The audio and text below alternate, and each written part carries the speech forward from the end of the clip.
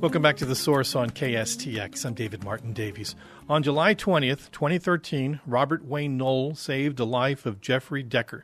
Decker was thrown from his motorcycle and landed on the railroad track as a train was approaching. Knoll was in his car, stopped nearby, and witnessed the accident. He saw that Decker was unconscious, and he was about to be killed. Knoll immediately left his vehicle, ran 70 feet to Decker, crossed the tracks to reach him. As the train bore down on both of them, he grabbed Decker by the shoulder and by the belt and pulled him from the tracks.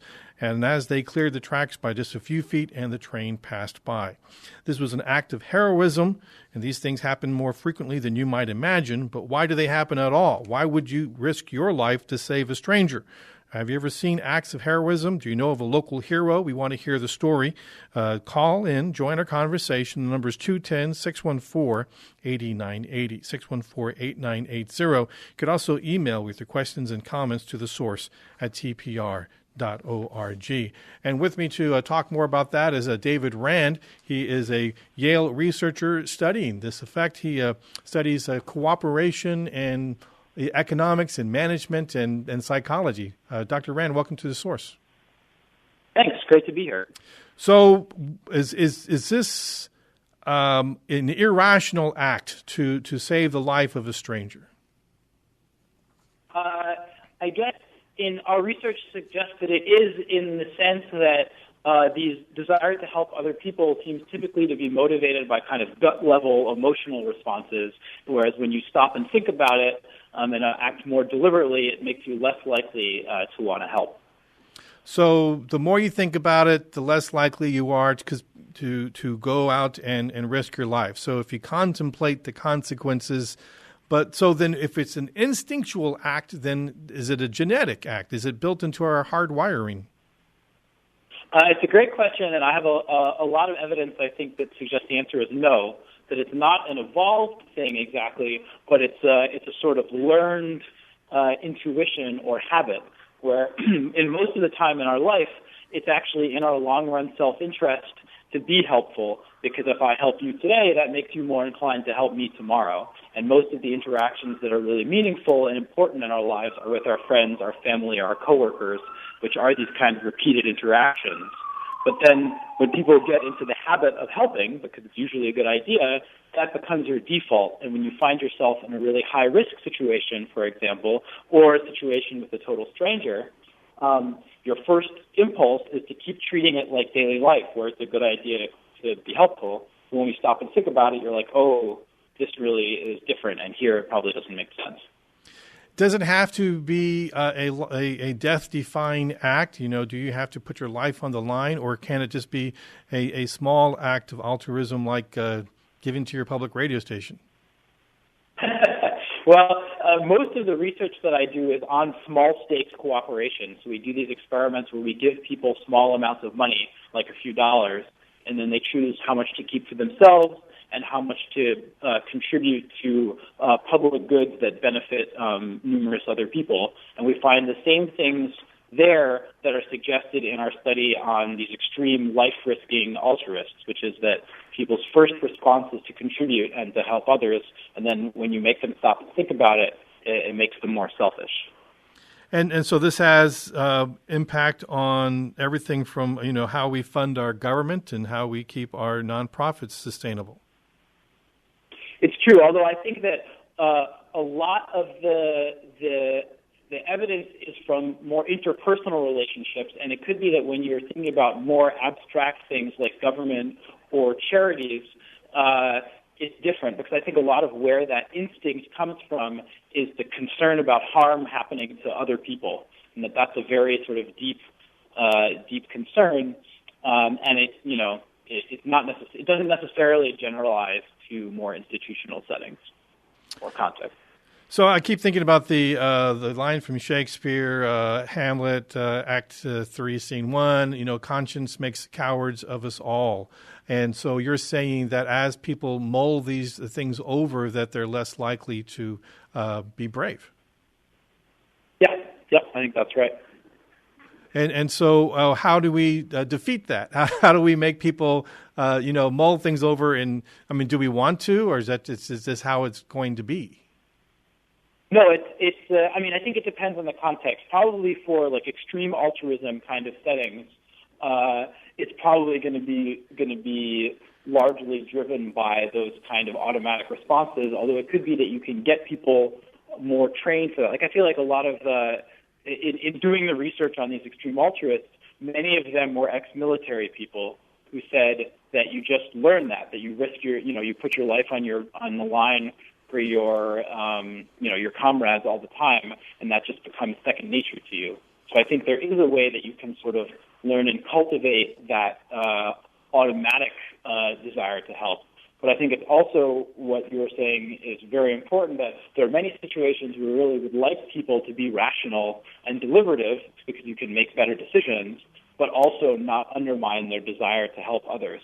And that's an active area of research. I don't have any good answers for you yet, but it's something that we are investigating and that I think is a very natural question coming from these results. Is this a trait that is unique to humans? So certainly the desire to sort of be cooperative and to help others isn't uniquely human. There's a lot of examples across all different levels of the natural world of this kind of thing. From there's cooperation among different primate species, like ants and bees are extremely cooperative, and even in sort of single-celled organisms, there's a lot of evidence of cooperative behavior and helping behavior. But in all of those cases, it's clearly not a very deliberative thing. This is more evidence that you can have these kind of automatic, non-deliberative responses favoring pro-social behavior or cooperative, helpful behavior. Right. And so do we see that when you are more genetically alike with someone, that you are more prone to an act of altruism, particularly if someone is in your family or someone who is in your extended family, of someone who looks similar to you, working outward? Yeah, so it definitely is the case that you're more inclined to cooperate with people that are more similar to you, but it's not at all clear whether that's because of some kind of genetic relatedness thing, or if it's just because people that are more similar to you are also people that you're more likely to have future interactions with, and therefore similarity is a good kind of rule of thumb for who it makes sense to invest in helping, because they'll be likely to help you in the future. Well, hasn't it been theorized that if you are interested in prolonging the genetic line, and so you are interested in allowing the next generation to continue, so that's why we have this compulsion to save women and children first, because they're the ones who are going to be more likely to maintain the genetic line? Yeah, so there's certainly a lot of theorizing about that. It's typically called kin selection, and the idea that you would do things to benefit your kin could be something that would be evolved. But the problem is, particularly with humans, it's very hard to tell from just looking at people's behavior how much is because of kin and how much is because of what they call reciprocity, or this sort of likelihood of interacting repeatedly and therefore getting benefits from the other person in the future. Because the thing is, with your close kin, you have lots of repeated interactions. So that could be because of kin or reciprocity, but there are also lots of lots of people that you're not genetically related to, but that you are very cooperative with. We're going to continue this conversation. We're going to take a 1-minute break. I'm talking with David Rand about what makes a hero. Why do we help others? This is The Source on KSTX. We want to hear your questions. Numbers 210-614-8090. You're listening to The Source on KSTX. I'm David Martin Davies. Are we built for acts of kindness, or are we driven by the selfish gene? According to Richard Dawson, he came up with the selfish gene. We're speaking with Dan Rand, who is a researcher looking at the Human Cooperation Laboratory at Yale University. And so, David Rand, do we have a selfish gene? And do we have to overcome that to do acts of generosity and altruism? Well, it's funny because this sort of selfish gene idea, or just in general selfishness, often people think about what selfishness means is trying to do the best for yourself that you can. And people typically think that that means taking advantage of others. But really, in most of the situations that matter in life, the way that you wind up doing the best in the long run is not by exploiting others, but by being cooperative. Because if I cooperate with you today, you'll help me in the future, and that will make me better off. Whereas if I exploit you today, you'll exploit me. So there isn't really so much of a tension. Typically, what is selfish is actually to cooperate with other people when you really think through it. Right, but I guess if you're balancing long-term gains versus short-term gains. So in the game theory type of situation, you give an individual a certain amount of dollars. You say you can have those dollars, or you can put them in the pot, and we'll double the amount of dollars, and so more people will have access to that, and you will too. But you, in the end, actually have fewer dollars. And so, and what do people decide when they're confronted with this sort of mind game? So in that situation, most people really do contribute a substantial amount. And it's true that in these laboratory experiments that we do, there are special cases where you really lose money by contributing. But I think the reason that most people contribute anyways is that they're used to real life where there actually are long-run benefits. So you get in the habit of being cooperative and helpful because in your daily life, that's what's actually successful for you. And so what about the influence of religion? Is that a driver in this? It's a very interesting question, and the evidence is very mixed. Some studies find that religion does increase helping. Other studies find that it doesn't. And still other studies find that religion increases helping of people that are of the same religion or that are similar to you, but not people that are different. So the role of religion is very much hotly contested right now. So is your research being looked at for practical purposes and trying to get people to be more altruistic, to give more? Yeah, definitely. I'm engaged in a lot of different what we call field experiments, working with different real-world organizations, helping them sort of improve their policies to get people to do more things. So it could be donating to charity, it could be using less energy, making efficiency improving renovations on their homes, all different kinds of things like that. And most of those types of experiments come down to making it so that when people do good things, that is observable to others, and so it gives you some kind of reputational benefit for being cooperative. And then that makes people more inclined to do it. So there is a status benefit by being altruistic. Yeah, and you can think of it as status, but it goes back to this idea of long-run benefits, which is that you pay a short-term cost, but then when other people find out about it, that makes you have a long-run benefit from doing it. But that only works if other people can know about it. But when we talk about these acts of heroism, like these Carnegie Medal award winners, these people who are declared winners, heroes, they're not getting a benefit. I mean, you're going to run over and into a burning building and pull someone out, or pull someone from the railroad tracks at the last second, putting your life in jeopardy. That is, you don't see a whole lot of upside of that. That's definitely true. And so the theories that I advocate suggest that what's happening in those situations is, in some sense, it's a misfiring of a tendency that typically gives you long-run benefits. But here you wind up in a situation where actually there aren't going to be any benefits to helping, but because you're used to helping, typically you go ahead and help in this situation also. And that's why you need to be intuitive and sort of follow your gut to jump in front of the train, because if you stop and think about it, you realize, that doesn't make sense. Yeah, I could get in trouble. My wife will get mad at me for this. Our guest is David Rand. He's a Yale professor of psychology, economics, and management. He's the director of the Human Cooperation Laboratory at Yale. If you have ever risked your life, or has someone ever risked their life to you to save your life, give us a call. Tell us about it. The number is 210-614-8980, 210-614-8980. I'm kind of involved in a experiment in altruism today. I am fasting. I am starving myself until I can raise enough money for a local charity, the San Antonio Inner City Development, and people seem to be enjoying watching me not eat more than empathizing with me. So I don't know how that works. Well, yeah, that's interesting. I mean, I guess it's voluntary, right?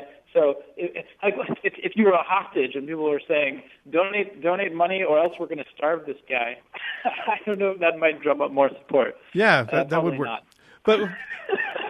But so we see your work and your research, and you talk about how when people do give and they do provide, they put money in the pot and everyone benefits from it, and that most people tend to do that. But we don't see really across the board in the population, the people who give to charity and nonprofits. It seems to be not that widespread. Yeah, well, giving to charity is a funny example because it's true that a lot of people don't give. Although I think even in the U.S. relative to other countries, really a lot of people do actually give to charity. Yeah, but when you take out church giving, it shrinks out a lot. That's true. But I think that if you think about the way people live their daily lives, they are by and large quite helpful to each other and quite helpful to strangers. Like if you have the opportunity to exploit a stranger, even though you could get away with it, you don't. Like when you go to restaurants in towns that you don't live, you still leave a tip, even though if you didn't, no one would know, and there's no sort of like long run benefit to doing it. It just feels right because you're in the habit of doing it, and so you do. And so a lot of the sort of the basic fabric of our society is people choosing to help each other and not exploit each other, even when they could get away with it. And how much of this is driven by guilt? Well, yeah, I think emotions, a lot of different emotions play a very important role in motivating helping. And anticipated guilt is definitely one of the ones on the list. If you do take advantage of someone and you feel bad about it afterward, then you realize that. There's a whole stream of research about the role of different emotions, both sort of positive emotions like gratitude and negative emotions like guilt and shame. But to use your tipping example, usually a person will say, well, I was once in food service and I remember what it was like, and I don't want to be the guy that stiffed the hardworking waitress, even though I am no longer in food service and I'm not dependent upon this at all. How I behave right now is completely independent of the experiences that I had 20 years ago. Right, but you carry with you that understanding of what's right and wrong. And so if you think about with the tipping example, so in the U.S., we tip, say 20%, and I feel like, for me at least, that's a very strongly ingrained norm that the right thing to do is tip around 20%. And if you do less than that, that's really, bad. And then when I go to Europe, so in Europe, they tip much less, if at all, but I can't make myself tip less than 20%. Even though rationally I understand I shouldn't be, I just have this really strong emotional reaction that it's, not right. And so it's an example of one of these things where you get this automatic emotional gut response from what you're used to, which is often that it's a good idea to help others.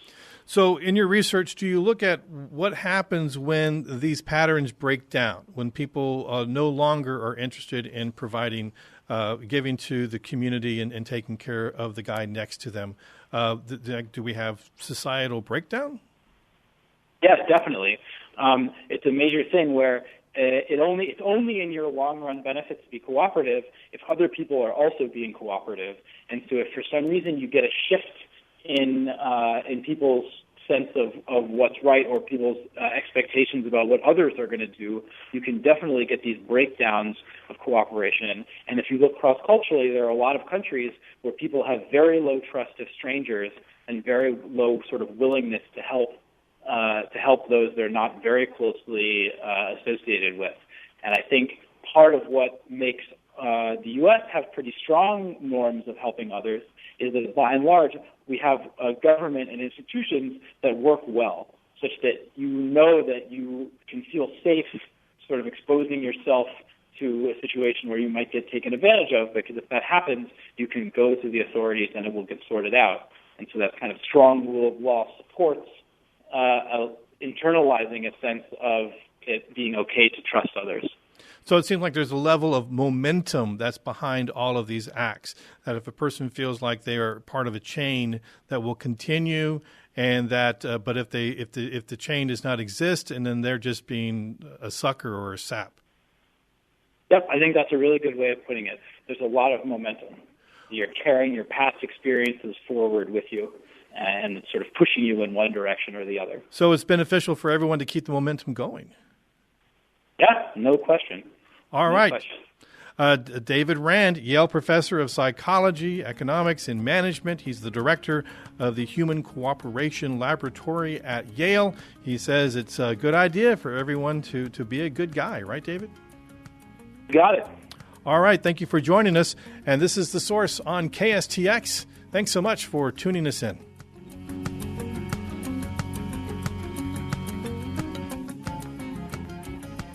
This has been The Source on Texas Public Radio. David Martin Davies is executive producer and host. Paul Flav is the show's producer. Management and oversight comes from VP of Programming Wayne Coble. Support for The Source comes from the contributors to the Community Engagement Fund, including the Gladys and Ralph Lazarus Foundation.